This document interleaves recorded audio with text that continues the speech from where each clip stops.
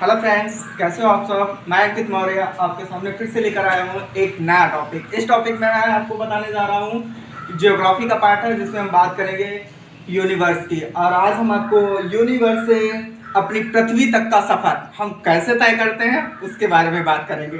तो हम अपने समय को बर्बाद ना करते हैं, हम आते हैं अपने टॉपिक पे। देखते हैं कि सबसे पहले क्या है ब्रह्मांड। कौन जानता है ब्रह्मांड क्या होता है? ब्रह्मांड जानते हैं? हम सिंपली ये कह सकते हैं कि जहां हमारी सोच खत्म होती है वहीं से ब्रह्मांड का प्रारंभ होता है। We can say it our thinking is last where the universe is start. देखते हैं तो उसी के क्रम में कुछ हमने नॉलेज गेन किया है, सोचते हैं उसको आप तक पहुंचाया जाए। तो देखते हैं कि यूनिवर्स होता क्या है, ब्रह्मांड क्या है। देखिए, वैसे तो हम कह सकते हैं ब्रह्मांड क्या होता है कि जैसे कि हमारी बुक्स में लिखा हुआ है कि ब्रह्मांड में क्या होता है कि 10 टू पावर 11 क्या है, गैलेक्सीज हैं। और हर गैलेक्सी में एवरेज 10 टू पावर 11 स्टार्स हैं।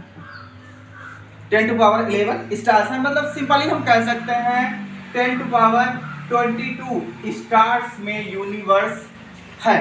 बट वी कैन सेटिस्फाइड, या फिर हम इस पे पूर्णतः कंसर्न नहीं है कि इतना ही ब्रह्मांड है, क्योंकि हमारे पास वैसी टेक्निक्स और चीज़ें नहीं अवेलेबल है जिससे हम ये पता कर पाएँ कि ब्रह्मांड कितना है।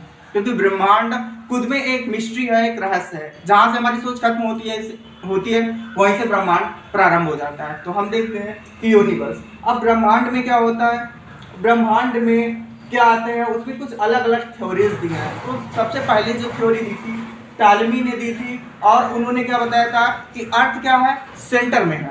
क्या बताया था कि यूनिवर्स के अर्थ क्या है, सेंटर में है, और जितने भी उसके आसपास जो स्टार्स हैं वो उसका राउंड कर रहे हैं।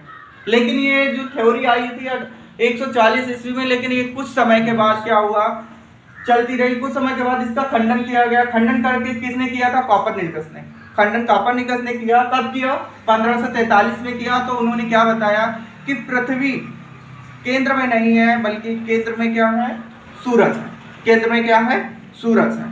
अब उन्होंने इसको सूरज से बताया। उसके बाद क्या हुआ कि विलियम हर्शल 1805 में उन्होंने क्या बताया कि सूरज जो हमारा सौर मंडल है, जो सूरज है, वही ब्रह्मांड नहीं है, वो सिर्फ आकाश गंगा का एक छोटा सा पार्ट है। उसके बाद में देखा गया कि 1925 में एडविन पी हब्बल ने बताया कि ब्रह्मांड का व्यास लगभग में कितना होगा, 250 करोड़ प्रकाश वर्ष उन्होंने अनुमानित बताया था कि इतना व्यास होगा। तो आप सोच सकते हैं कि प्रकाश वर्ष क्या होता है। आप जानते हैं कि प्रकाश वर्ष क्या होता है? कितने लोग जानते हैं? आई होप जानते हो सकते हो, नहीं भी जानते हो सकते हो कि प्रकाश वर्ष क्या होता है। मैं तुम्हें बताऊं, एक वर्ष में लगातार प्रकाश ट्रेवल करता रहे, एक वर्ष में जितना दूरी तय कर पाता है उसी को हम बोलते हैं प्रकाश वर्ष। तो 250 करोड़ प्रकाश वर्ष का व्यास अगर है हमारे यूनिवर्स का, तो सोच सकते हो कि हमारी सोच की कितना परे है। इसको समझ पाना हमारी सोच का कितना परे है। तो हम आगे बात करते हैं कि अब क्या हुए थे ब्रह्मांड के कुछ सिद्धांत। ये तो पहले तो यही बात आती है कि ना कि ब्रह्मांड बना कैसे। सबसे मेन यही चीज़ आती है कि कैसे निर्माण हुआ ब्रह्मांड का, हर किसी के माइंड में आता है। तो इसके लिए अलग अलग क्या दिए गए हैं, थ्योरम दिए गए हैं। जैसे थ्योरम सबसे जैसे साम्य अवस्था था जो थॉमस बोल्ड और हार्मन एंड बॉन्डी ने दिया था। उसके बाद में क्या हुआ, दोलनी सिद्धांत आया। उसके बाद में क्या हुआ, बिग बैंग थ्योरी आई, जो किसने दी थी, चार्ल्स लैटिमर ने दी थी। यही थ्योरी सर्वमान्य हुई है, क्योंकि इसका एक प्रयोग भी किया गया है, जिससे ये प्रूफ हो गया है कि यही सिद्धांत लगा था, जिसकी वजह से क्या हुआ, ब्रह्मांड बना था। बिग बैंग थ्योरी के अनुसार चार्ल्स लैटिमर ने यह बताया था कि ब्रह्मांड क्या था, एक मास की तरीके से, मतलब संपूर्ण इसका द्रव्यमान एक जगह पे इकट्ठा था, और उसमें क्या हुआ, डिस्ट्रक्शन हुआ, जिससे इसमें क्या हुआ, महाक्रंच हुआ, एक विस्फोट हुआ, और ये लगातार बढ़ना प्रारंभ हो गया। और आज भी ब्रह्मांड लगातार बढ़ता ही जा रहा है। उन्होंने ये बताया था कि एक समय ऐसा आएगा जब ब्रह्मांड में उसका जो फैलाव है, विस्तार है, रुक जाएगा। विस्तार रुकने के बाद फिर ये क्या हो जाएगा, वापस अपनी जगह क्या हो जाएगा, सिमटना प्रारंभ हो जाएगा, और वापस आके जो उसका मास है उसी मास में, उसी बिंदु पर आकर फिर से इकट्ठा हो जाएगा।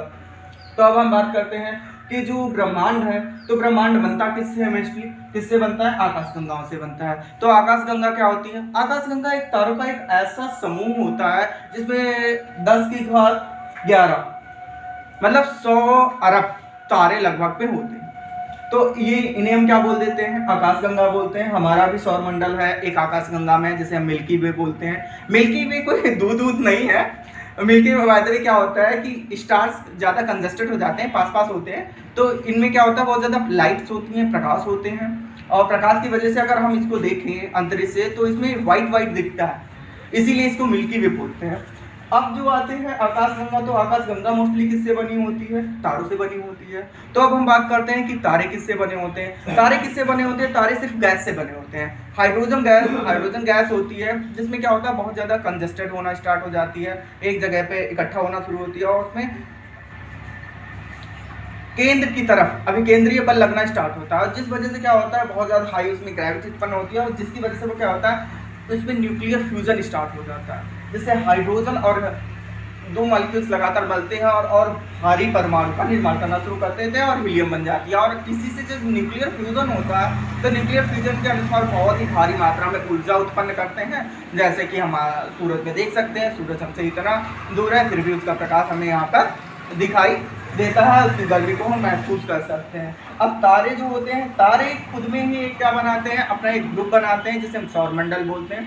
सौरमंडल में वास्तविकता में होता क्या है, तारा जब टूटता है तो उसके कुछ पार्टिकल्स, जैसे हमने एक लड्डू लिया और ऐसे उठा के नीचे डाला, जब वो फटेगा लड्डू तो छोटे छोटे पार्ट्स उसके टूट के बिखरेंगे ना। ऐसे ही तारा जब टूटता है तो उसके छोटे छोटे जो पार्ट्स बिखरते हैं उनको हम ग्रह बोल देते हैं। जो बड़े होते हैं, जो उससे भी छोटे होते हैं, उन्हें उपग्रह बोल देते हैं, उससे भी छोटे हैं उन्हें उल्कापिंड बोल देते हैं। अब जैसे क्या होता है, और इनकी हम गति के अनुसार भी इनको बोल सकते हैं कि ये ग्रह है या उपग्रह है। सौरमंडल में जैसे क्या होता है, एक सूरज होगा और सूरज की परिक्रमा कौन करेगा, ग्रह करेंगे, और ग्रह की परिक्रमा कौन करेगा, उपग्रह करेंगे। और दो ग्रहों के बीच के कुछ छोटे छोटे पार्टिकल्स होते हैं जिन्हें हम उल्कापिंड वगैरह बोल देते हैं।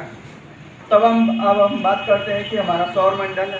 सौरमंडल हमारा, जैसा कि आप जानते हैं कि 8 ग्रह हैं, 8 ग्रह, और हर ग्रह के अपने अपने क्या हैं, उपग्रह हैं। तो हम बात करते हैं कि हमारी क्या है, पृथ्वी है, और पृथ्वी पे हम पाते हैं, और हमारी पृथ्वी ऐसा अभी तक हमारे सौरमंडल में ऐसा ग्रह है जिस पे हम क्या करते हैं, जीवन प्राप्त कर, जीवन है, जीवन हम आगे बढ़ा रहे हैं, जीवन का संचालन करते हैं। आई होप आपको ये चीज़ें समझ में आई होंगी, और मैं अपनी बारी को यहाँ पे विराम करता हूँ। आगे के मिलते हैं कल के क्लास में। Thank you.